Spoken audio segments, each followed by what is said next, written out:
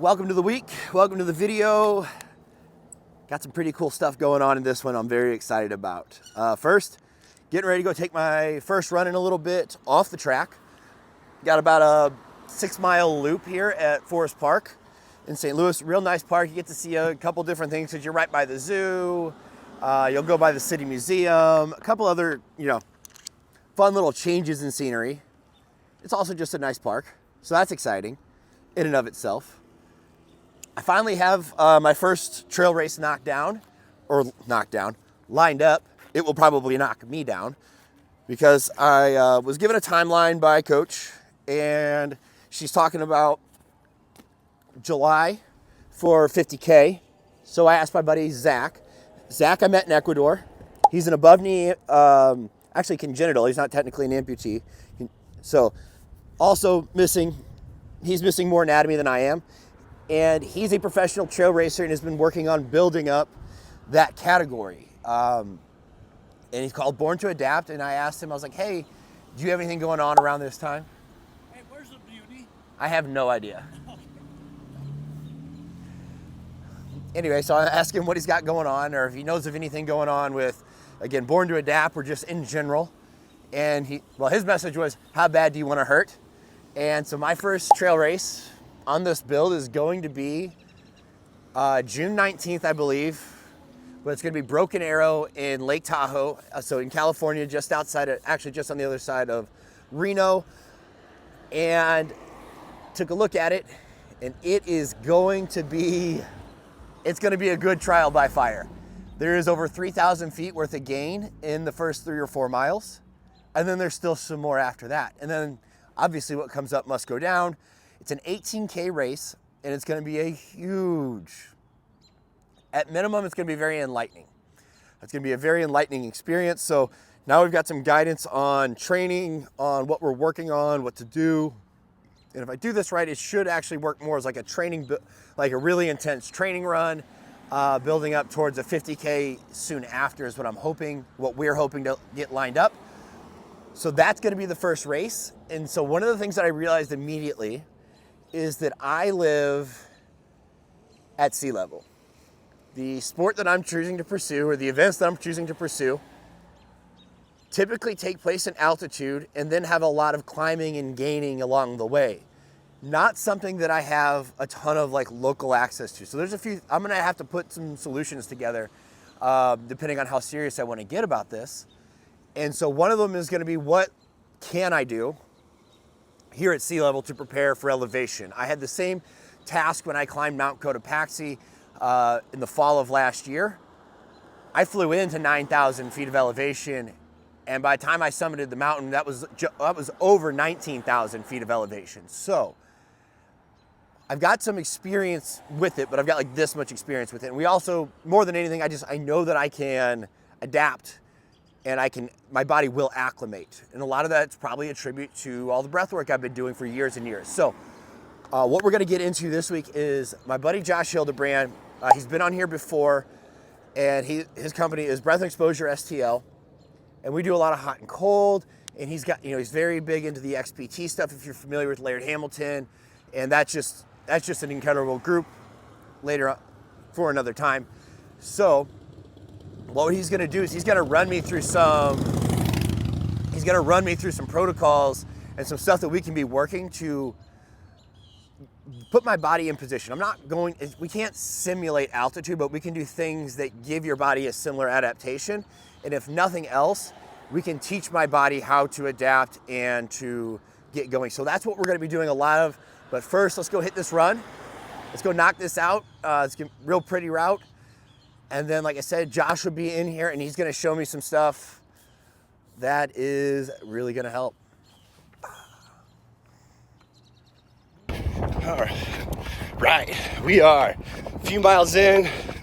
I'm in the groove, feels good. I'm not having any of the issues I was having trying to run off the track when I first got this blade. So things are going well, feeling good, and just loving the scenery. Yeah. All right, got about to go get some groceries. Just got done with that run. I stretched a 6-mile loop out into a little further because I ran right past the truck. So that was kind of funny. But no, who's got two thumbs and came out of that guy with the big old win? So this was the first time I've gotten off the track since I got my running blade, because the first time when I first got my running blade, I just went straight to the normal places I was running and just kept catching my toe, and I kept all these little adjustments, and it was really getting in the way of me actually figuring the blade out. Just needed it today.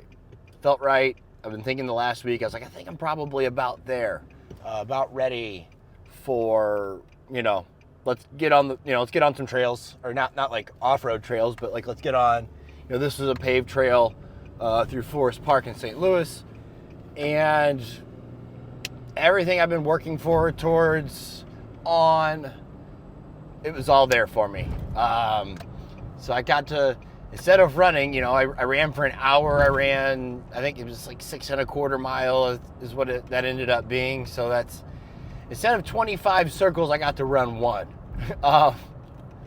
It's good to have the mental wherewithal to be able to run the 25 or more. However.com, it's more fun and more enjoyable, and just, yes, like, cool. I got to hang out on the trail, got in a groove.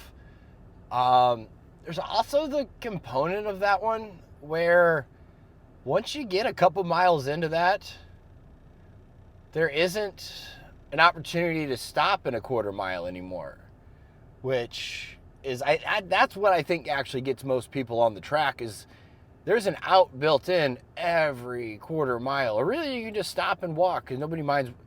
If you're like, oh man, I hit my goal, hit what I'm looking for, and I'm a quarter mile from the car, cool, I'm just gonna walk it in, cool it down a little bit. It's not even it's a good idea. But if that's constantly the case, it can get in the way. It's nice to have that, know that, yep, that option's there. I will probably spend a couple of weeks on these types of trails and routes, and then we're gonna go get off the road at that point and go test out some trails, some hills. Like I said, there's a lot of climbing coming my way. So, like I said, big win there. I'm off to get a lot of other work done today, and here in a couple of days we'll be getting together with Josh Hildebrand with Breath and Exposure, and we're going to learn some tips and tricks on how to train for elevation when you live at sea level. Guys, I'm here with Josh Hildebrand. He's been on with me before. If you watch some of my older stuff, we were talking about like breathing gears and control. And the reason I'm asking him is, not only is he a good friend, he's been through all the XPT courses, and you can look that all up. He has a company here, STL Breath and Exposure. And on top of that, he's also a firefighter, where fitness and the breath thing, there's a lot of restriction that comes in that I don't think gets talked about or acknowledged very often. And so I brought Josh in to kind of help me out with one of the biggest challenges I think I'm going to have with my goals with trail running and ultra running, which is the fact that I'm participating in a high altitude sport and I live at sea level. But the reality is, I can do a little bit more than just nothing. I have no intention of just completely leaving this up to chance. And on top of that, one of the big things I'd like to do with this channel and big motivations, it's not a highlight reel scenario, it's a sharing thing. I want to be sharing this information and what I'm learning and helping people with their process, not just understanding an endpoint that might sound cool. So Josh, thanks for joining again. And so like I said, I want to dive into elevation training. And so right off the bat, anybody that's got any amount of an adventure Jones to scratch inside of them has looked at something that has required altitude, and in that process, we've seen altitude sickness. We see that crazy things happen at altitude. So kind of what's the simplest way you can explain to me, like, what's actually happening physiologically at altitude that makes altitude such a bear and such a beast? Yeah, thanks for having me on. So my favorite analogy is thinking about your home furnace filter. If your HVAC is working and the filter's dirty, it's still gonna work, but it's gonna be running at a lot higher RPMs. Same with your car. If your filter's dirty in your car, it's gonna be running, but not as efficient. The gas mileage is gonna go in the tank. Correct. So when you're at altitude, the oxygen is gonna be much lower than 21% at sea level. So your cardiac output is gonna be just ramped up. you're gonna be working so much harder to get less breath. And that's where we get the nausea, the heavy legs, all of the stuff that comes with altitude. And so we can mimic that with these CO2 tolerance holds, with these breath holds, to try to mimic those sensations so that when you get there, your body's like, oh, I know what this is. You've had those high CO2 levels, and that's kind of what mimicking high altitude is gonna do. So playing with that high CO2 tolerance by doing these exhalation walks and then building up and ramping up depending on where you're at. Yeah, man. Like I said, I was in Ecuador early September of last year, and there's a good chunk of us that are sea level. None of us anything close to living at 9,000 and above, which was like, we flew into 9,000 and then got a lot higher. Mm-hmm. And I saw, felt, and experienced most of that. Luckily, I did a pretty good job through some of the stuff that we had talked about before and some of the other stuff we're going to get into.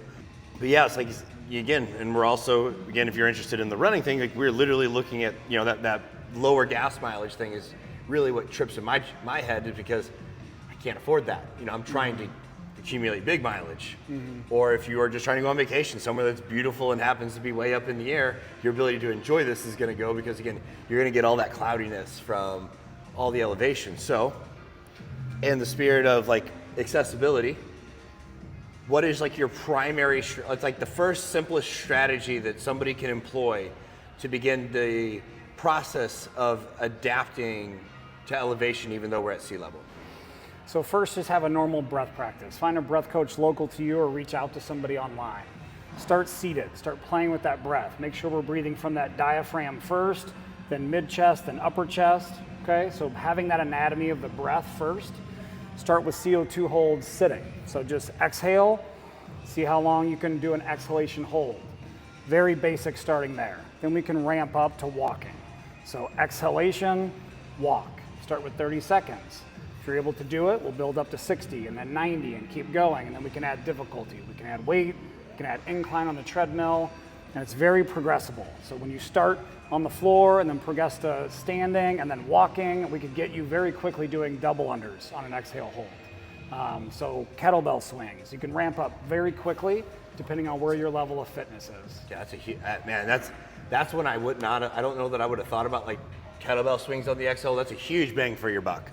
Especially, like getting into I'm going to tie it all back to like what I'm getting into, which is the trail thing, which is a lot of elevation, which is a lot of power output. That's one of the things that's kind of nice for me, getting into trail running versus like, I want to be a marathoner on the road and find the flattest course, is that trail running, you get to kind of leverage your strength and athleticism a little bit more as like a baseline demand. Not that doesn't exist in running, a 2.5 hour marathon. There's a shitload of power output in that. Mm-hmm. But it's a little bit more of a baseline skill with that. So that's a really interesting piece of the puzzle. So the basic one we're talking about is,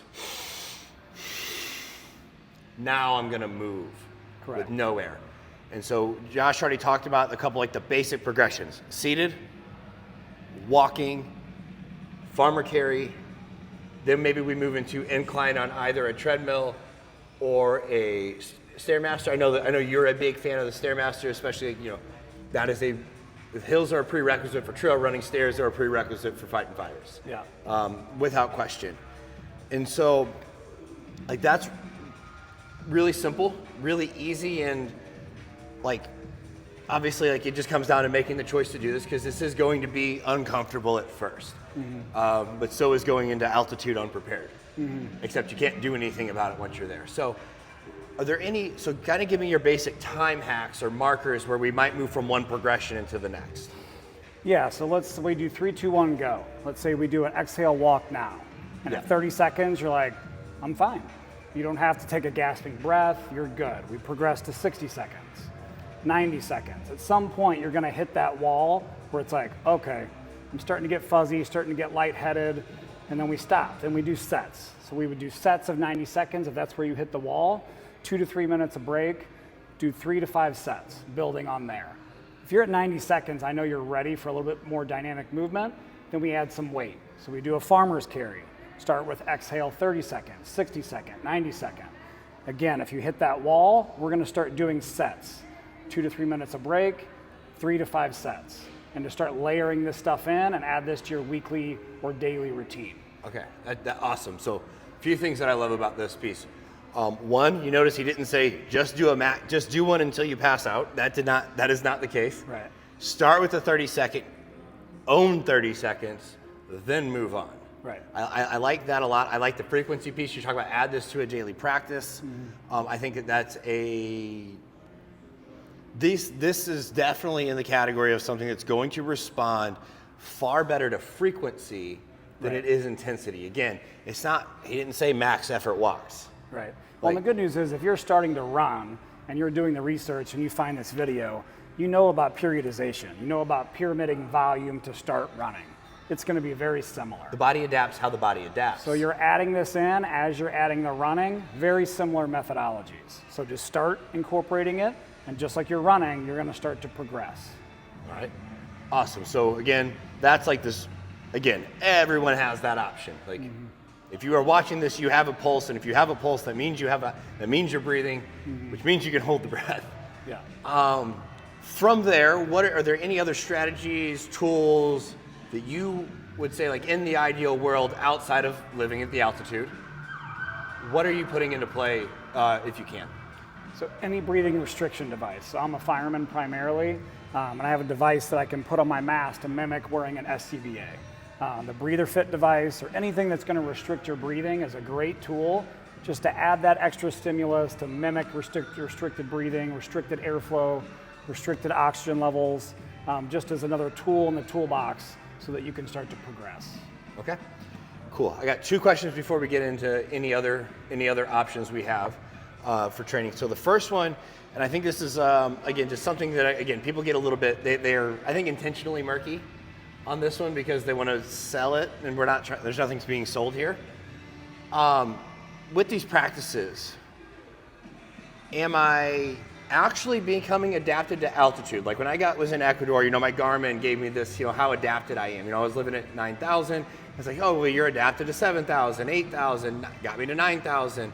And then, of course, by the time I was adapted to 9,000, I was at 14,000. And it gave me that. And even like weeks after, it kept, I was adapted to 5,000. And I could tell a difference. So are we getting adapted to altitude? Or are we just getting our body ready to handle the demand that's going to come, and we'll adapt faster when we get there? So yes. Okay. You're doing the most that you can do at sea level. So when you start to work on that CO2 tolerance. That's a better answer. That's a better, cooler answer than I thought I was going to get. Yeah, when you're working on building that CO2 tolerance, that mimics similar to having a lower oxygen level. So you're putting your body in that stimulus, that stressful state of having a built-up CO2 tolerance. So you're doing the best that you can do at sea level. It's a great tool to have. Nothing is going to mimic being at that lower oxygen level, but this is like the best tool that you can do to set yourself up for success. Perfect. Yeah, like you said, that's actually a cooler answer than I was expecting, because in my head, I'm like, I try to be the cautiously optimistic, like, this is definitely, this definitely helped. I use the Breather Fit. We talked about just simply having a breath practice. Like, these are the things that really helped me in Ecuador when I got there, is I would do some of the Breather Fit protocols, and then while I was at 9,000, I experienced something a little more difficult than 9,000, and that kind of helped. That kind of just helped 9,000 feel better. And as we went up the mountain, we did more of that. And so that's fantastic. Exciting. And then the other one is, I know that I'm incredibly fortunate having access to you locally. I know how many people, my friends, that when they come in town, you're one of the main things they want to do, because they don't have access to somebody that understands this stuff. So let's just say I am going to be self-regulating this, and I'm new. We're on that 30-second progression, 60-second progression. What are the cues and signs in which you want somebody to pull the plug, hey, stop before something bad happens? What are kind of the things that you want out of one of your athletes, or that somebody who's going to be trying this on their own?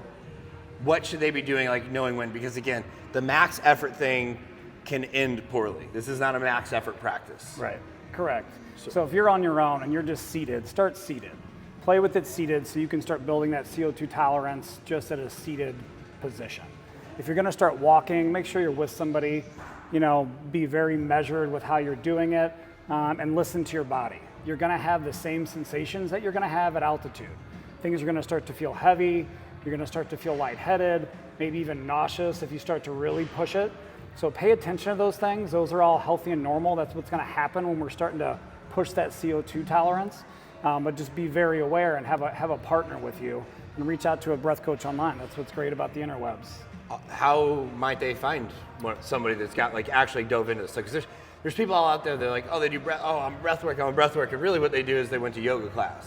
Right. And they got told to breathe in your belly. Right. And now they're coaching breathwork. Yeah. What are you telling somebody to look for? How are they going to find somebody that maybe has like, he's actually learned some of the intricacies of like CO2 tolerance, bore effect, like these sorts of things? Yeah. XPT, any XPT coach, Sherpa's a new training methodology. All my coaches are now going to be trained through Sherpa. And then look at their page. You know, if they're just a breath coach and they're not doing things that are rigorous, things that I post, like on a Stairmaster, doing CO2 tolerance, doing the tests that we're talking about. If a coach is not testing and doing what they talk about or what they preach, you probably should find another breath coach. There we go. So I'll put a link for XPT on how to find people in your area, and hopefully you'll be able to find somebody.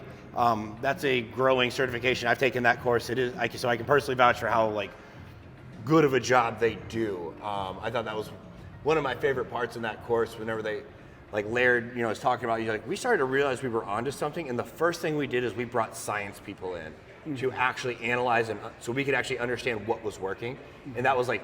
That's the green flag of all green flags. When people are doing woo-woo stuff and they're active, like, we need to bring science people in. Yeah, I mean, the last time I trained with Laird and Gabby, there was a NASA scientist there. Nice. So they're bringing in all the top people to delve into this stuff. So they are reliable as well. So the other thing I just wanted to ask about, this is hit or miss, but a lot of people have access to it as saunas become more popular. This was one time told to me that it's the poor man's altitude is the sauna. Yes, no. Yeah, how do we work that in? Yeah, when you get into a sauna and it's above 185, that's where all the good metrics and health benefits happen. Yeah, heart rate's going to be up. About 10 minutes in, I'm getting zone 3, zone 4 cardio. My heart rate's 130s, 140s. It's going to be hard to breathe, so I'm getting those shorter breaths. I'm having to really think about breathing from my diaphragm because of the heat. My nasal pharynx is going to be dry.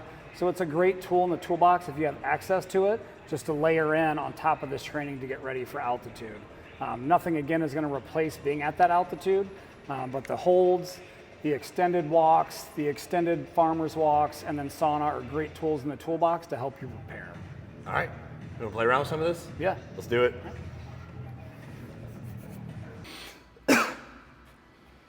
I fell on the legs. Like that right there got really quick on the legs, and woof.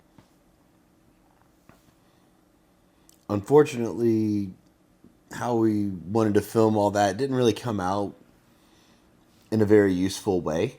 So I'm just going to kind of break down the rest of what we did on that one and wrap this video up. So in that practice, it's really, really simple. What you're going to do is you're going to take 2 to 3 just good, deep, proper breaths. So we find that diaphragm. And we're going to let it out through the mouth. And on the last one, whenever we're pretty well out of air, so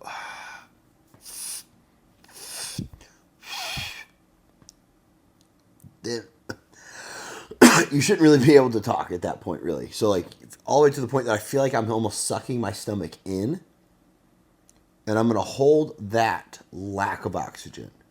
And that's when the walk begins. That's when the hold begins. My experience was, one, I knew I was going into that very beat up, and with some stress management lately that's left a little to be desired, and it showed. So that's also something with this practice, is this is going to kind of also serve as a daily like check-in report card. You know, we love our wearables. I use them. I like them. But this is a far more accurate way to know these things, oddly enough, because that technology is still very much developing. So this is just another way, or maybe you don't like wearables, but you do like the idea of having that, how am I doing today? And CO2 tolerance was going to vary day by day. and that can be a big indication. So that's going to be a big indication. We can use that. So my experience there was that 30 seconds was a lot more than you think it would be. Like by the time I got done with the 30 seconds, I felt tightness in my legs, my chest, like desperate for air. And we want to work on learning how to deal with that lack and then move it forward, move it, longer and longer periods. Obviously, I'm not going to be doing this when I'm in one of these races or when I'm at altitude. But like I said, this is a way to start becoming adapted to the demand that is presented, even if it's not the exact same thing. So that's what we worked on there. It sounds almost too good to be true because it's extremely simple. And there's this desire to go out and sell very complicated either apparatuses or different things like that. But the reality is I'm yet to see somebody who I like in this space have anything other than to say, yeah, this works. And like I said, I had great response whenever I went to Ecuador, which was just a massive change and my very first time at altitude. So this is going to be a plan. I plan on doing some check-ins with this. To be honest, I'm starting to think that this may be my biggest limiting factor in me bumping my distances up, me getting that adaptation and running the way I want to. I'm thinking my CO2 tolerance